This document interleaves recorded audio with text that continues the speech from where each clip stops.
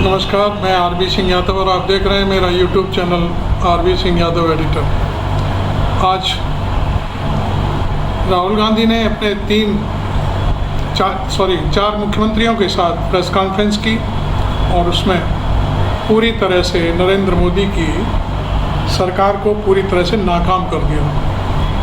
उन्होंने यहाँ तक कहा कि नरेंद्र मोदी जातीय जनगणना कराने से क्यों डरते हैं, और उन्होंने साफ कर दिया कि जहाँ जहाँ मेरी पार्टी की सरकार है वहाँ पर हम जातीय जनगणना जरूर कराएंगे। तो एक बड़ा दांव चल दिया है और इधर चुनावों की 5 राज्यों में घोषणा हो चुकी है।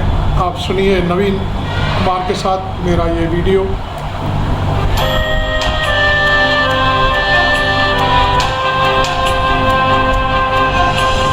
हमारे 4 चीफ मिनिस्टर्स हैं, 4 में से 3 ओबीसी वर्ग के हैं। बीजेपी के 10 चीफ मिनिस्टर हैं, 1 ओबीसी वर्ग के हैं और वो भी कुछ ही दिन में चीफ मिनिस्टर नहीं रहेंगे। नमस्कार, आदाब, सत श्री अकाल, जय भीम, जोहार। मेरा नाम है नवीन कुमार। राहुल गांधी ने नरेंद्र मोदी के हिंदू बनाम मुसलमान के मुकाबले जाति का ऐसा चिन्ह निकाल दिया है जिसे वापस बोतल में बंद करना नरेंद्र मोदी ही नहीं, देश की किसी भी पार्टी या सरकार के लिए असंभव है। सबको अंदाजा था कि कांग्रेस पार्टी 2024 के चुनाव को दलितों, पिछड़ों, आदिवासियों की हिस्सेदारी की तरफ मोड़ेगी, लेकिन इतनी जल्द 5 राज्यों के चुनाव के ऐलान के केवल 2 घंटे बाद एक महत्वाकांक्षी घोषणा करके राहुल गांधी ने जता दिया है कि नरेंद्र मोदी को उनकी आक्रामक चुनाव अभियान का सामना करना होगा और उनके हवाई जुमलों, लफाजियों को ठोस मुद्दों से टकराना होगा। देखिए कि जिस समय चुनाव आयोग 5 राज्यों में चुनाव की तारीखों और इंतजामों का ऐलान कर रहा था, ठीक उसी समय कांग्रेस वर्किंग कमेटी में मल्लिकार्जुन खड़गे की अध्यक्षता में मोदी की मुस्लिम विरोधी सोच का मुकाबला करने के लिए व्यूह रचना की जा रही है। और इस बैठक के फौरन बाद राहुल गांधी ने डंके की चोट पर ऐलान किया कि जिन राज्यों में कांग्रेस की सरकार है वहां जातिगत गणना होगी और जिन राज्यों में हम अभी सत्ता में नहीं है, आने वाले दिनों में वहां सत्ता में आते हैं तो वहां भी जातीय गणना करवाएंगे। राहुल गांधी ने यहां तक कह दिया कि हमारे पास जातीय गणना का डेटा नहीं है, लेकिन सरकार अगर उस डेटा को रिलीज नहीं करती, नरेंद्र मोदी की तरफ इशारा कर रहे हैं, तो जब हमारी सरकार आएगी तब हम उसको रिलीज करेंगे, हमको कोई रोक नहीं पाएगा। आपको बता दें कि कई बार राहुल गांधी कह चुके हैं कि अगर आप नहीं करा सकते जातीय गणना तो हमने जो कराया था उसी का डेटा बाहर का सेंसस होगा और हिंदुस्तान के गरीबों की जो हिस्सेदारी बनती है वो हमको मिलेगी और वो काम कांग्रेस करके दिखाएगी। राहुल गांधी ने साफ साफ कहा कि इस देश में कितनी आबादी किसकी है यह बात सामने आनी चाहिए, इस पर कोई होशियारी नहीं चलेगी। सवाल यह है कि देश का जो धन है क्या वो इन बहुसंख्य लोगों के हाथ में है या नहीं। देश के संस्थानों में, संसाधनों में आदिवासी, ओबीसी, दलित कितने हैं, यही सवाल है और इस सवाल से हम आपको भागने नहीं देंगे। इकोनॉमिक सर्वे होगा तो हमें यह भी पता लग जाएगा कि कितने लोग हैं, धन किसके हाथ में है, धन कहां है, एसेट्स किसके हाथ में है। आपको बता दें कि जिस बैठक में यह फैसला हुआ है उस बैठक में कांग्रेस की पूर्व अध्यक्ष सोनिया गांधी थी, अध्यक्ष मल्लिकार्जुन खड़गे थे, राहुल गांधी तो थे ही, कांग्रेस के लगभग सभी बड़े नेता मौजूद। मीटिंग के दौरान खड़गे ने कहा कि कल्याणकारी योजनाओं में सही हिस्सेदारी के लिए समाज के कमजोर वर्गों की स्थिति पर सामाजिक आर्थिक डेटा होना जरूरी है। कांग्रेस लगातार देशव्यापी जातीय गणना की मांग उठा रही है, लेकिन इस मुद्दे पर बीजेपी चुप है और हम उसकी चुप्पी को बेनकाब करेंगे, मल्लिकार्जुन खड़गे ने कहा। हिंदुस्तान में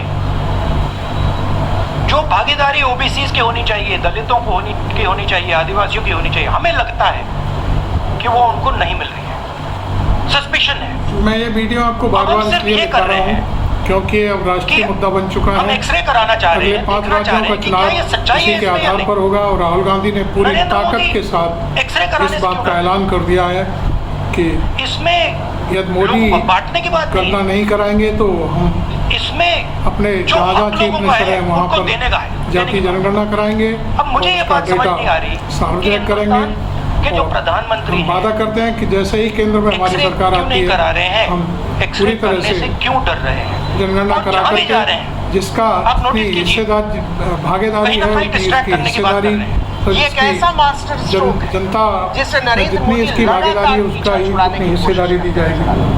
कई बार तो उन्होंने बिहार की जातीय गणना की खिल्ली भी उड़ाई, लेकिन उनकी पार्टी भारतीय जनता पार्टी जातीय गणना के खिलाफ मोदी के रुख को लेकर सहज नहीं है। इस हिसाब से देखें तो कांग्रेस ने दलितों, पिछड़ों, आदिवासियों को अपनी तरफ मोड़ने का सबसे बड़ा दांव खेल दिया। कमाल तो ये हो गया है कि प्रेस कॉन्फ्रेंस के दौरान पत्रकारों की तरफ इशारा करते हुए राहुल गांधी ने पूछ दिया कि इतनी बड़ी संख्या में आप लोग यहाँ मौजूद हैं, इनमें कितने लोग पिछड़े हैं, कितने दलित हैं, कितने आदिवासी हैं, जरा बता दीजिए। इस पर एक तरह से प्रेस पर भी सवाल खड़ा कर दिया है। से पूछ लेता हूँ, इस कमरे में दलित कितने हैं?